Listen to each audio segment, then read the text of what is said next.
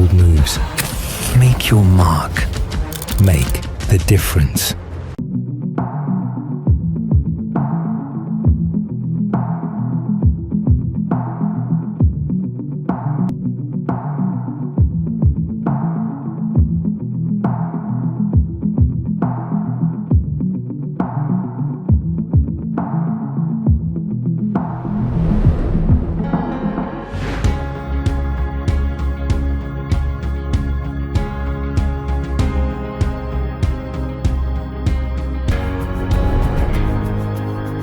Contame cómo fue que asumiste el desafío de ser director ejecutivo, que es quien lidera la organización de Techo en la Argentina.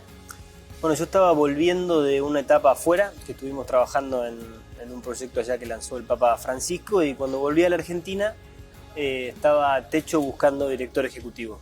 Y yo conocí a Techo por la labor que hace en toda la Argentina, trabajando con sectores populares, movilizando jóvenes, y la verdad que era parte del trabajo que a mí me había apasionado cuando estuve en Argentina, en aquel momento trabajando desde lo público, pero no había trabajado en Argentina y con la escala argentina. Yo había trabajado solamente en la ciudad de Buenos Aires. Entonces me registré para una entrevista, me entrevistaron y después de un largo proceso de entrevistas me eligieron, y la verdad es que muy contento de estar cumpliendo ahora ya el tercer año liderando la organización y logrando el impacto que estamos logrando.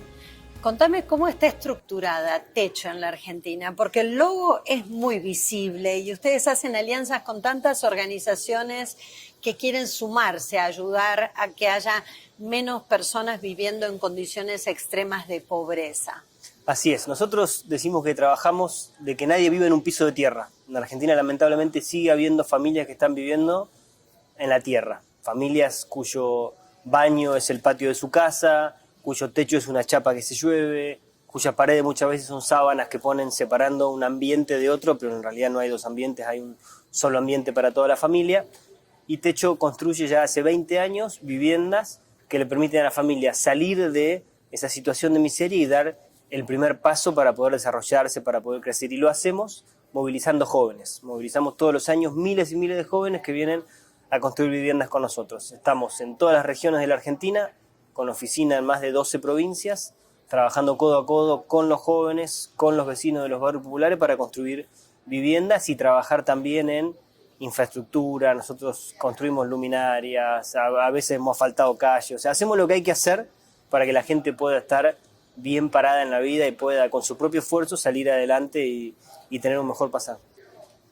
Techo en números. ¿Cuántas casas se han construido hasta el momento? ¿Cuántas familias dejaron de vivir sobre la tierra para poder tener ese primer hábitat, su propia casa? Techo a lo largo de su historia construyó más de 18.000 viviendas. Muchas de ellas son viviendas de emergencia, son viviendas que son el primer paso para poder salir de esa situación de vulnerabilidad. Pero también hemos desarrollado viviendas progresivas y viviendas definitivas. En muchos casos construimos viviendas que son viviendas definitivas, que le permite a la familia ya definitivamente salir de una situación de pobreza. Por supuesto los costos son distintos y como a nosotros nos quema mucho el nivel de vulnerabilidad que hay hoy en la Argentina, apuntamos a construir muchas viviendas de emergencia para que esas viviendas puedan de nuevo ser el primer paso de esa familia para salir. ¿Cómo se lo ayuda a salir de la pobreza espiritual y educacional que atraviesa esa persona también, ¿no?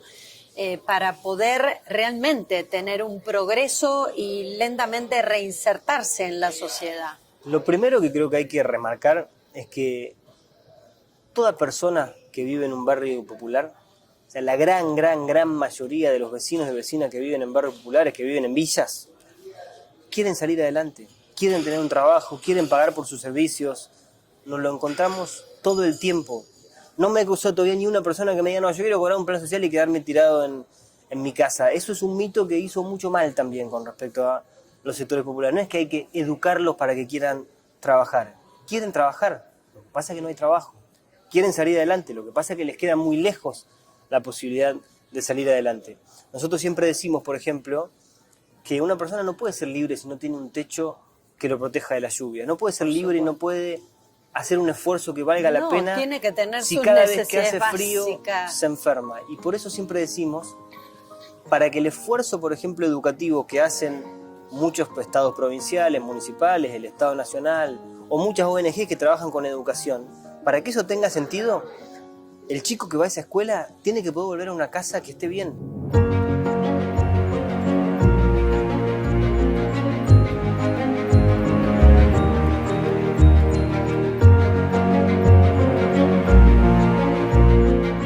¿Cómo ves que tienen que articularse políticas públicas y privadas? Bueno, yo creo que es absolutamente necesario.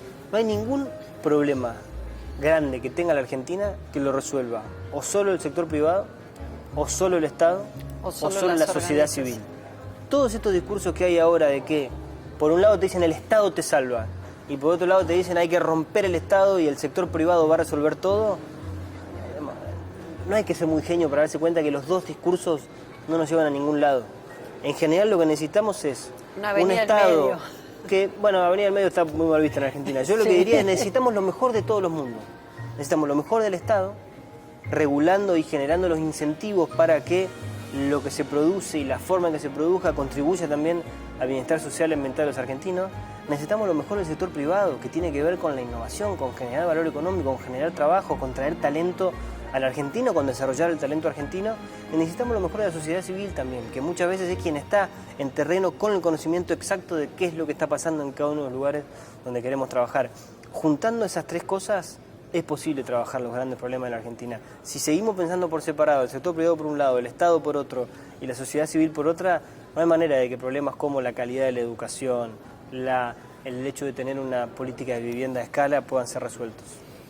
¿Cómo ves el momento actual social en términos de vulnerabilidad?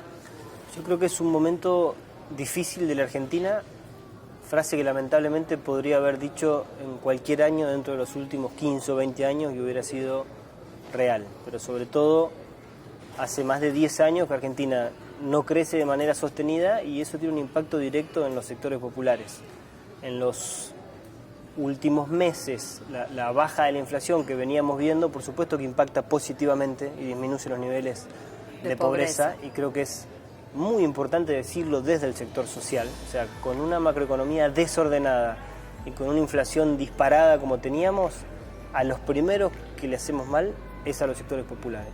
Ahora bien, si lo único que tenemos es una macroeconomía ordenada, pero no hay crecimiento y no hay generación de trabajo, no hay inversión. Es como pretender correr social, antes de gatear, ¿no? Tampoco podés salir corriendo si los 100%. Primeros pasos no los podés manejar. Creo que la economía ordenada es el ABC, lógicamente el gran desafío es esto que viene. Sí, pero es muy importante. Paso a paso el foco en la reactivación económica. En la reactivación económica y en la inversión en infraestructura social. Y yo sí creo que es importante, esa inversión debería ser sostenida en cualquier momento económico de la Argentina. Porque necesitamos una macro ordenada, pero yo no estoy para vivir en un país donde hay 300.000 hogares donde un chico no puede ni gatear en el piso porque vive en el barro. Eso tiene que ser la prioridad número uno de cualquier gobierno siempre.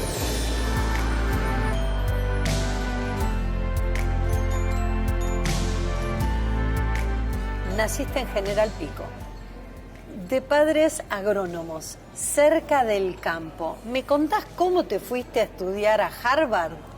Yo me vine a estudiar a Buenos Aires a los 18, quería estudiar Relaciones Internacionales, con lo cual evidentemente algo del mundo me picaba, pero me acuerdo que fuimos a un barrio popular en el sur de la ciudad de Buenos Aires y tengo la imagen de ver un grupo de chicos bailando alrededor de una pila de basura. Me acuerdo de pensar, cuando yo era chico jugaba en una pelopincho, no en una montaña de basura, a nadie le importa esto, hay que meterse a cambiar esto. Entonces ahí entré en un camino en la función pública con Esteban Bullrich, y Esteban, que había estudiado en Estados Unidos, me dijo que tenía que ir a estudiar afuera y eso me empezó a picar. Y, Qué bueno, privilegio haberlo tenido Esteban de mentor, ¿no es cierto?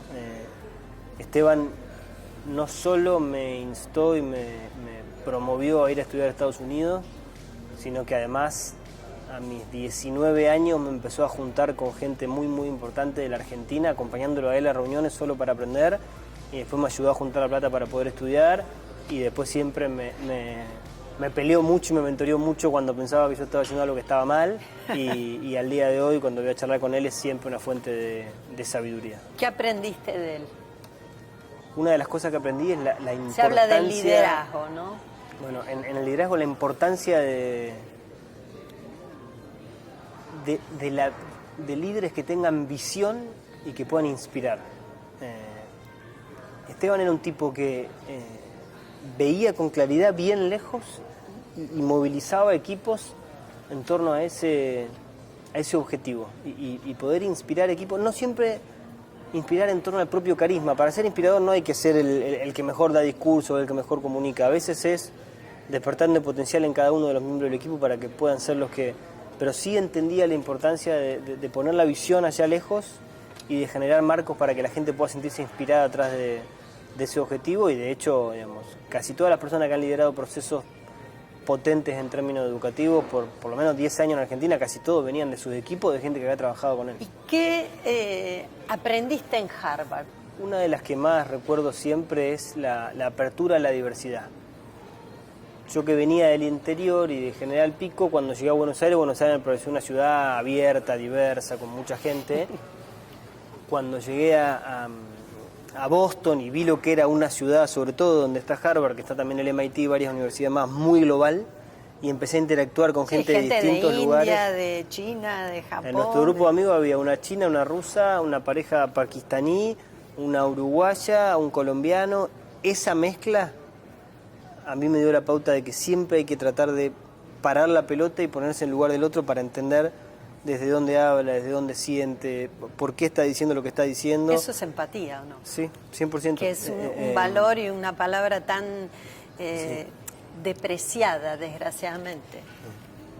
Yo creo que la posibilidad de ponerse en el lugar del otro, que tiene que ver con la empatía, por supuesto, es algo que no puedo decir que aprendí porque es un camino de vida, hay que ir mejorándolo todos los días, no es que yo ya lo logré, pero sí fue algo que entró como en mi sistema, como algo necesario para tener en cuenta siempre. Decime, ¿cómo fue ese paso para aceptar el desafío que te propuso el Papa Francisco con Escolas?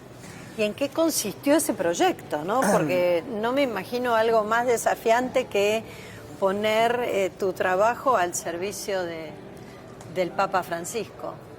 Efectivamente, tener la oportunidad de trabajar en un proyecto inspirado, lanzado y liderado por Francisco, para mí fue uno de los grandes regalos de la vida.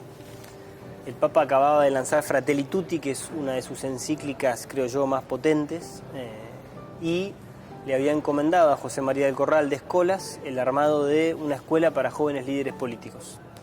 Y José María y el liderazgo de Escolas se habían juntado con Fabián Báez, que era un sacerdote argentino, y Antonio Sola, que era un español que hacía consultoría en campañas políticas, y armaron la idea de la Escuela Política Fratelli Tutti y me convocaron para ser el director ejecutivo de la escuela. Ellos conocían mi trabajo en los barrios populares en la ciudad de Buenos Aires, conocían que yo estaba haciendo política, pero siempre con una perspectiva muy abierta y no solo de un partido, y conocían mi admiración profunda por Francisco también, y me convocan y estuve trabajando 3 años con Escolas, ahí armando la escuela, armando el primer programa, convocando a los primeros alumnos, y tuvimos un cohorte de 50 alumnos de 34 países, con cuanta nacionalidad, religión e ideología se te ocurra. Fue probablemente el cohorte más diverso del mundo, y por supuesto tuvimos el orgullo de que Francisco le dio la primera clase a los 50 líderes, y fue un momento realmente transformador.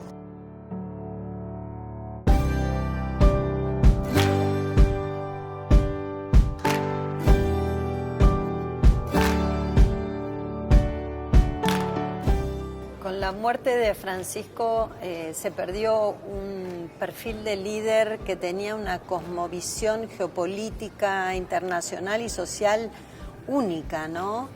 ¿Qué necesidad hay de incentivar otro tipo de liderazgos, como bien decís, que sean más inclusivos, más respetuosos de la diversidad? Bueno, yo creo que Francisco era el gran ejemplo de eso, y lo fue a lo largo de toda su vida. Era un hombre que abrazaba la vida como viene y abrazaba al que tenía enfrente, y era un hombre que había sido muy insultado por Ebe de Bonafini y recibía a Ebe de Bonafini, y había sido muy insultado por el presidente Milei y recibía al presidente Milei. El testimonio que él nos quería dar ahí es: si alguien dijo algo pero después se arrepiente, después viene a conversar, siempre hay que conversar, siempre hay que abrazar. Eso es, en la política argentina, por ejemplo, No se entendía. no se entendía, fue, creo yo, un incomprendido, pero me parece que su mensaje no era para que muriera ahí, era para que lo recuperemos ahora. Sí creo que era un hombre con una extraordinaria habilidad también para iniciar procesos de cambio, y creo que el papado de León va profundamente en la misma línea de Francisco, con lo cual, si bien, sobre todo para los que éramos admiradores profundos de él, cuando él muere realmente perdemos algo, y yo creo que durante mucho tiempo hubo un desamparo en términos de un liderazgo que fuera inclusivo, que fuera realmente universal, que pudiera comprender a la persona en toda su integralidad. Creo que León está empezando a recoger el guante y a hablar en ese tono, y seguramente encontrar su tono también, y creo que es parte del mismo proceso de una iglesia que deja de estar encerrada en las sacristías y que sale a los barrios y sale a la gente. ¿Qué perspectivas tenés para los años que vienen? ¿Y cómo llevas adelante tu vida familiar con 2 chicos, ¿no? Con esa pasión social que es un drive fundamental en tu vida. En general los trato de integrar a esa pasión. Luca, que es el más grande, cuando yo trabajaba en la ciudad de Buenos Aires, venía conmigo siempre a los barrios que estábamos construyendo y demás, y desde que estoy en Techo viene a construir cuando yo voy a construir.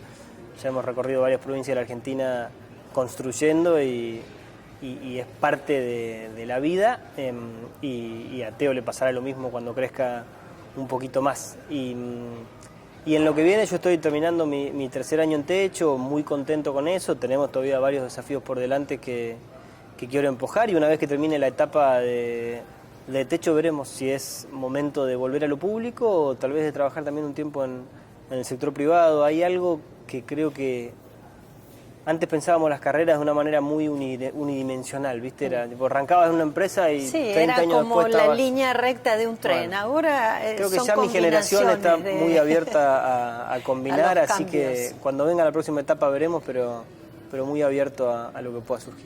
Juan, yendo a tu lado B, ¿qué te gusta hacer cuando no estás construyendo una casa de techo, buscando plata para financiar los proyectos? Porque me imagino que el fundraising es parte de 100%. de tu objetivo y desafío. A mí me gusta mucho leer ¿Qué?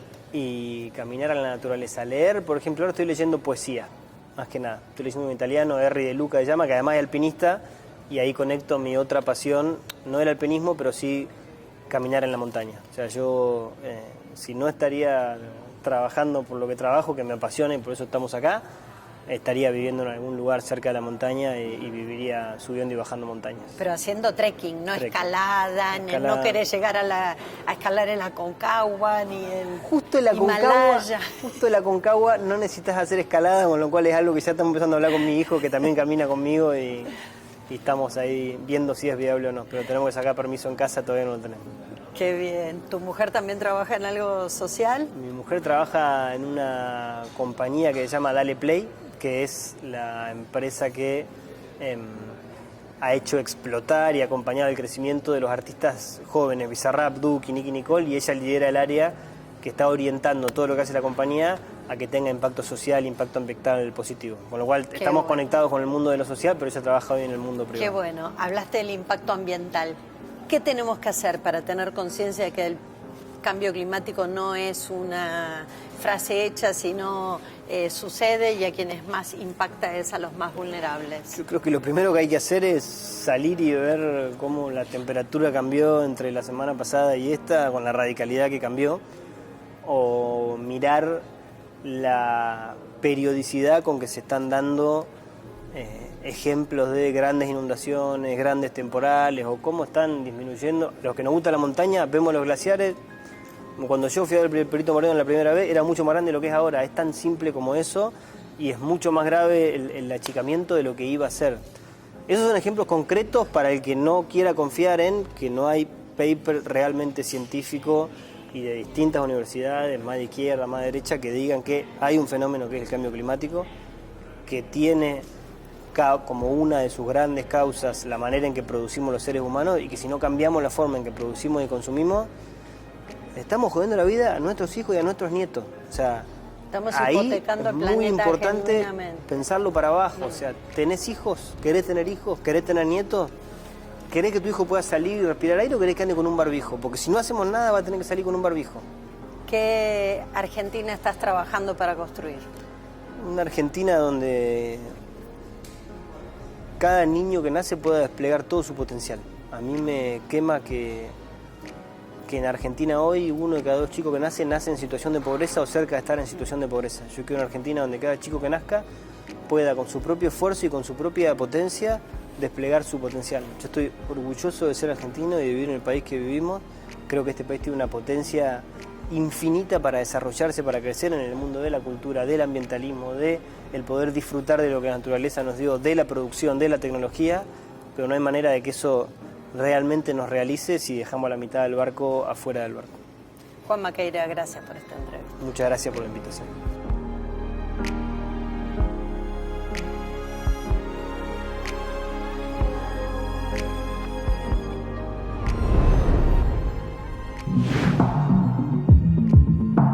Make bold moves. Make your mark. Make the difference.